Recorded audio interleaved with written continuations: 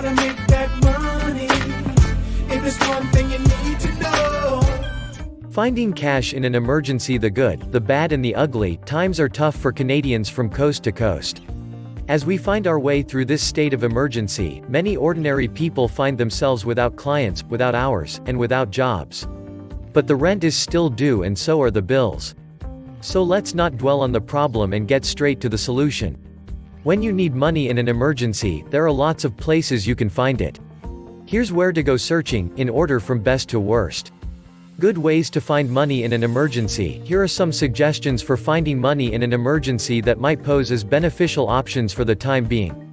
Find a job in the meantime. Many businesses are currently hiring to handle the extra demand created by the developing situation. Recently, I spoke to a woman who was laid off from both her two jobs as a server and childcare provider. She found part-time work at Costco helping to manage the flow of customers in support of social distancing. Amazon, Walmart, and others have announced their intention to hire thousands of employees.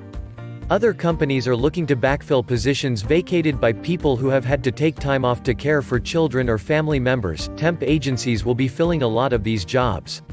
Long story short, if you're willing to go to work and roll up your sleeves, there are currently opportunities to help your community and earn some money. Fire up your side hustle. Right now, there are lots of people in need of various services. If you already have something you do on the side, use this as an opportunity to do more. If you don't have a side hustle yet, think about what you can do to help the people in your community that you might be able to get paid for. Many people are signing up to be drivers for Amazon, Uber Eats, and Instacart among others. There are other side hustle options, like running errands for seniors and vulnerable people in their neighborhoods. The grass will soon be growing and need mowing. Find a way to safely create value for your neighbors and see if you can make money doing it.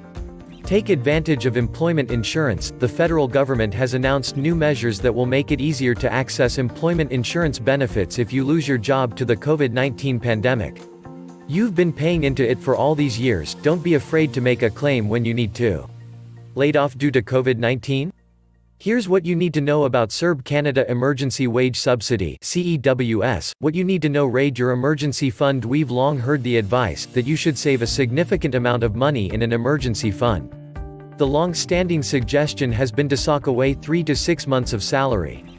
If you have cash saved in a high-interest savings account or tax-free savings account (TFSA), this is the time to use it. It might be painful to dip into the fund you worked so hard to save, but that's why it's there. Your reward for past scrupulosity is comfort in times of adversity. When income falls short, your emergency fund is the best and least expensive source of money you have access to, so don't look to other options until you've used it up. One caveat to this: if your TFSA mostly comprises investments, don't liquidate it just yet. More on why not to cash out your investments below. Borrow from your home equity line of credit (HELOC). A home equity line of credit (HELOC) allows you to borrow money when you need it, using your home as security. The minimum monthly payment is just the interest accrued, and you can access as much or as little money as you need when you need it. Interest rates are low and could drop further, making this a very attractive option for borrowing money in an emergency. The downside to this option is that you need to have set it up in advance. If you don't have a HELOC already, or you don't own your home, you're out of luck. Borrow from an unsecured line of credit. Unsecured lines of credit have stricter repayment terms than HELOCs and higher interest rates. But they're also an acceptable source of money if you need to cover a shortfall. Especially since interest rates are so low, this is your next best way to borrow money after a HELOC. Unfortunately, just like with a HELOC, you will need to have a line of credit established already. Lenders want to see that you are able to repay the money you borrow, and that's difficult to do when you're out of work.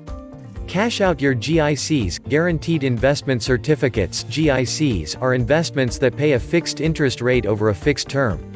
You'll have to wait for them to mature, but now may be the time to think about converting your GICs back to cash. If your GICs are set up to automatically reinvest on maturity, talk to your provider about changing your preference to pay out your matured GICs to a high-interest savings account instead. Alternatively, you might want to use a short-term GIC ladder to get a balance of relatively high savings rates and ease of access to your money. Even if you're not at that point yet, you might want to look into this sooner than later. If you do need the money, you'll have easier access if it's held in cash instead of GICs. If you cash out your GICs and don't end up needing the money, you can put it back into GICs when things go back to normal. It is important to check with the GIC issuer about any GIC withdrawal penalties that may be associated with your investments. The exception to this advice is if your GICs are held in a registered retirement savings plan (RRSP). Bad ways to find money in an emergency. The options for finding money in an emergency listed below are not ideal and should generally be avoided. Run a balance on your credit card. Credit card interest rates are high. Credit card interest rates are high, and they're not going to come down with the prime rate.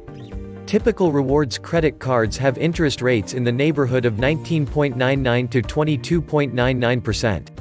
That means a balance of $1,000 carried for 30 days will cost you up to $18.90 in interest. Carried for a year, it'll cost you $229.90. There's some silver lining though. Many banks are now offering the ability to temporarily defer minimum payments and reduce interest rates, which can offer some short-term relief if you do need to rely on a credit card. Log into your online banking profile or contact your bank over the phone to find out if you're eligible to receive support. If you must carry a balance on your credit card, make it your first priority to pay off as soon as you have income coming in again. And try to use a low-interest credit card instead of a rewards card, if possible. You might also gain a short-term reprieve by taking advantage of a balance transfer option. If you have one credit card with a balance and another you barely use, you might be able to transfer the balance with a favorable interest rate for a limited time. Watch out though, these offers usually stipulate that if you don't pay off the balance transfer in full on time, you owe all the interest going right back to when you first transferred the balance. Transferring a credit card balance without a solid plan for how to pay it off on time is a good way to waste a lot of money. Borrow from family and friends. A sure way to destroy a friendship is to borrow a substantial amount of money from a friend. Even family members can hold grudges and perceive your spending habits as disrespect for their charity. If you must borrow money from a friend or family member, do yourself a favor and make the terms crystal clear, preferably in writing. Agree to how much will be borrowed, how often payments will be made, and for how much, whether any interest will be paid, and what recourse the lender has in case you can't pay them back per the agreement. Having this written down will help prevent squabbles and unreasonable demands for immediate repayment. If there's a problem that gets escalated to small claims court, having even a rudimentary contract will help keep everyone honest.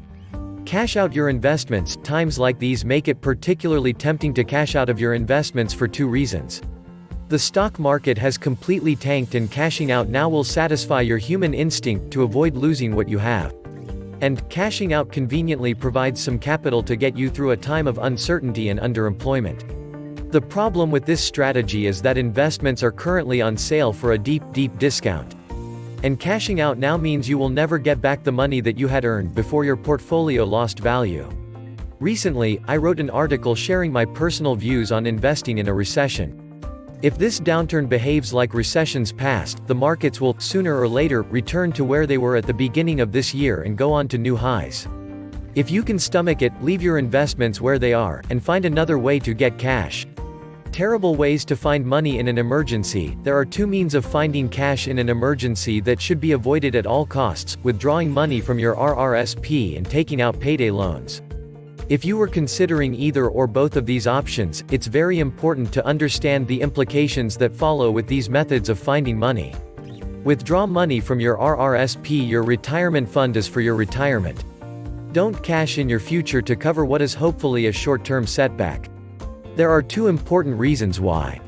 First, when you make an RRSP withdrawal, you don't get the contribution room back. That means the cost of withdrawing from your retirement fund is equal to all of the interest that money could have earned between now and when you stop working on purpose. Second, when you withdraw money from your RRSP, it's taxed as income. The idea is you contribute when you make a lot of money and save the tax. Then, you withdraw when you don't make a lot of money and pay tax on a much smaller income. If you think you'll be back to work this year and will end up making a decent amount of money, your RRSP withdrawal will raise your overall tax rate and net you less money than you think you're getting. Take out a payday loan if you have a steady source of income. Even if it's part-time or temporary work, you can probably qualify for a payday loan. But that doesn't mean you should take one out.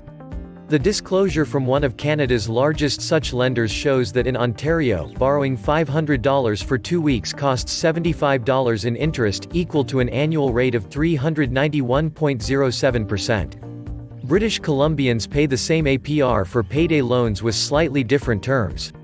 The trap of payday loans is that if you can't repay the advance, you can usually just pay the interest to extend the loan for 2 more weeks. If you keep doing that for 3 months, you'll pay more in interest than you borrowed in the first place. Don't take out a payday loan, and learn how to avoid payday loans in the future. The bottom line, ideally, you'll use your wits and creativity to replace at least a portion of your income, be it through a part-time or temp job, side hustle, or employment insurance. If that's not an option or you still fall short, look for money in places that will cost you the least in the long run. Your emergency fund, such as cash held in a high-interest savings account or tax-free savings account, should be your first stop before secured and unsecured lines of credit and fixed investments like GICs. Don't feel like you need to protect your emergency fund like it's your child. Your reward for your hard work in saving it is your comfort when you need it. Other sources of money like credit cards, cashing out your retirement fund or investments, and resorting to payday loans, should only be used as a last resort. The hard times could last a while, but if at all possible, don't sell out your long-term wealth to get through a short-term setback. If you enjoyed this video and want to hear from me again, be sure to hit that subscribe button before you go. Source: ratehub.ca